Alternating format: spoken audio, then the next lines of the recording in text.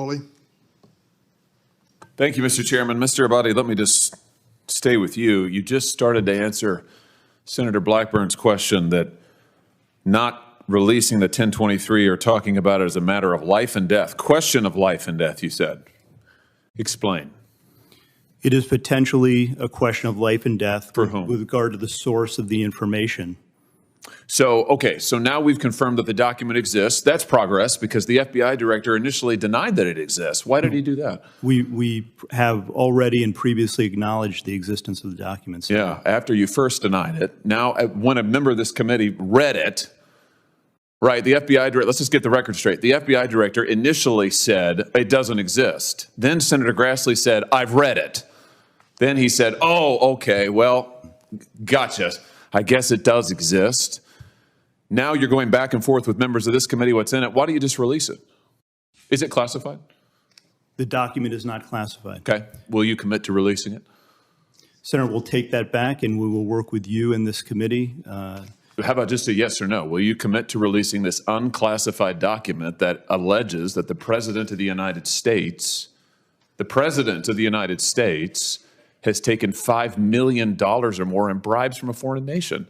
The document has already been released pursuant to a subpoena to the House Oversight Committee. Has it been released to this committee? We'll work with this committee within the parameters that are established to meet the request. Will you release the document to the public? It's unclassified. Don't you think the American people have a right to see it? Senator, the document, as you know, contains sensitive information that has bearing on the life of the source of the information, potentially. You can redact the source's name. We do this all the time. In some instances, Senator, and I know you know this, that is not sufficient to protect people. And that's what we strive and work to do each and every day. And I hope you would take that seriously, too. Oh, I take it very seriously. But I also take seriously the fact that your institution has repeatedly abused its authority, has repeatedly targeted political opponents. Your institution is the one that went to the door of pro-life protesters with SWAT teams to try and intimidate people because of their speech. Your institution is the one that treated parents as domestic terrorists because of their speech. Your institution is the one that, according to the court, the FISA court, ran 278,000 unwarranted, probably illegal queries on Americans, right? That was your institution, correct? With respect to the compliance incidents, yes, some of the other things you cited, we can take them one by one. They are not. Compliance, you would characterize the unlawful querying 278,000 times of American citizens as compliance issues? We've said before, I've said that they're totally unacceptable. Who's been fired for it? Individuals involved are handled through the disciplinary process. Who's been fired for it?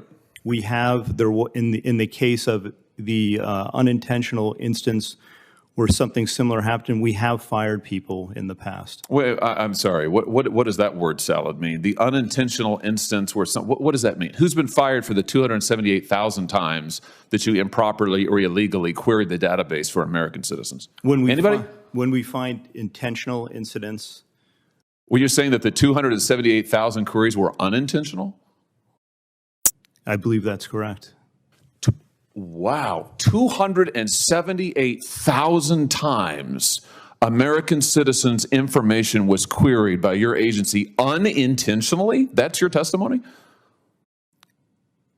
I would want to go back and check that, Senator.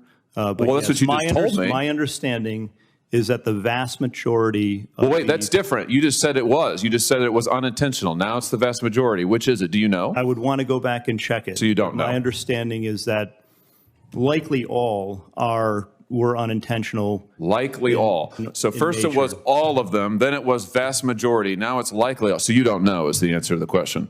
I don't know the answer as we sit here today, but I will find out. Could have started with that probably. Who was fired for the lies to the FISA court for the Carter Page warrant? Who was fired for that? Anybody? Has anybody been held accountable for your institution deliberately lying to a FISA court to get a wiretap on an ongoing presidential campaign? There is an ongoing disciplinary process with respect to individuals involved in that. Here's the deal. You're back in front of us asking for the reauthorization of extraordinary authorities. Multiple courts have uncovered extraordinary abuses perpetrated by your agency, you are at the same time concealing information about serious allegations made against the President of the United States, even as your institution also targets his chief political opponent in an unprecedented way. Why would we ever give you the blank check that you want to continue surveilling American citizens in an improper manner? Why would we ever do that?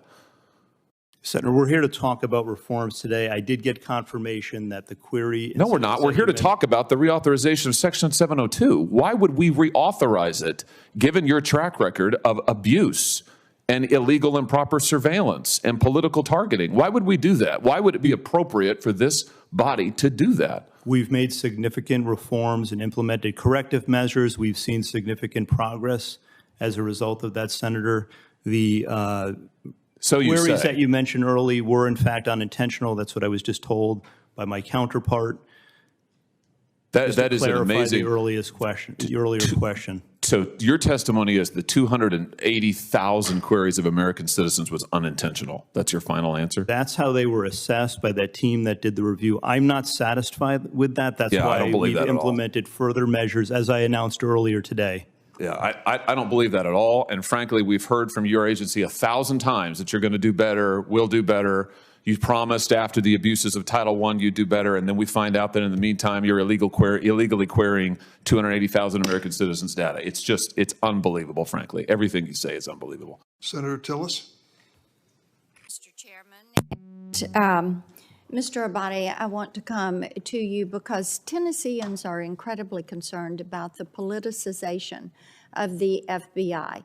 And they have watched the FBI target parents, people of faith, people with conservative values. And I am often asked, what group is going to be next? And how did we get to this point? Because they have watched the FBI under your leadership, draw their guns on a pro-life advocate. That was stunning to them. That was done in front of his wife and children. They have labeled parents interested in education as domestic terrorists.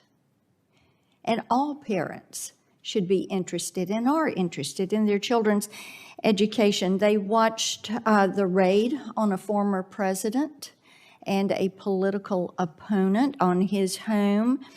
And these have confirmed their worst fears, that there are indeed two tiers of justice, and that there is a political cabal within the FBI that sees it that way. Because when Hillary Clinton mishandled information and she wiped her email server with a tool called BleachBit and then beat the mobile devices with a hammer and destroyed those SIM cards, you all basically said there's nothing to see here. There is nothing to question. And when President Biden mishandled classified documents, there was no raid on his home or on his offices. But you see how President Trump has been handled with this. So it looks like the old playbook of distract and deflect. And the American people have a right to be concerned about this. Now, I want to talk about Senator Grassley's information from yesterday, because when the FBI produced the document that you referred to earlier relating to the Biden bribery allegations, and you gave that to House Oversight, you all redacted any reference to the fact that the foreign national who allegedly bribed Joe and Hunter Biden had those 17 audio voice recordings. So first of all, why did you redact that part of the information? Senator, first, as I said before, your assertion, or anyone who makes the assertion that the FBI is politicized, I reject it wholeheartedly. It's wrong. And it is not true. The work we do, okay, Mr. the people I see in the FBI. Let me ask you this. You said in your response to Senator Cruz that you and the FBI do your job to the best of your ability. So why don't you tell me what your job is? Is it to defend and shield Joe Biden, or is your job to protect this country and the Constitution of the United States? Which is it? The job of the FBI is to protect the country, keep people safe and uphold the Constitution of our great country. So why Period. are That's what we you work to using- do every day. Objectively, there are not two standards of justice. There is only one. It's applied equally to Practically each and every by person. perception, there are two standards, very clear standards of justice in this country. We see it every single day. The American people see this every single day. They look at you and they see a politicized entity that is weaponizing an agency of the federal government against the American people. That is They not the FBI that I out. see, Senator. That is not the FBI. You see, there are a lot of good people that work for the FBI, but you have a political cabal there. So why did you decide to conceal the information in that revelation to the House Oversight Committee? Why did you redact all of that pertaining to the phone calls? We have exceptional people in the You're not FBI, answering the very question. best. Why did you redact that And they information? work relentlessly every day to keep this You country chose safe not and to to protect reveal people. that the Period. calls were there, and Senator Grassley found it out anyway. Is that accurate? With regard to the You chose to redact it, yes or no? we often redact documents to protect So you sources chose and to methods. redact the fact that there are 17 voice recordings, 2 of those with the now president. You chose to redact that and not to give that to House Oversight.